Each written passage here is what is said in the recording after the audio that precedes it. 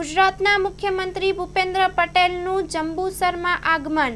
મુખ્યમંત્રી કાવી કંબોઈ સ્તંભેશ્વર મંદિર ખાતે પ્રાચીન શિવલિંગના દર્શન કરાયા। કંબોઈ મંદિર ખાતે યજ્ઞ કરી પૂજા અર્ચના કરાઈ। જંબુસર નગરપાલિકા વિસ્તારને 32.75 કરોડની ભેટ। 32.75 કરોડના ખર્ચે જંબુસરમાં ભૂગર્ભ ગટર યોજનાનું ખાતમુહૂર્ત।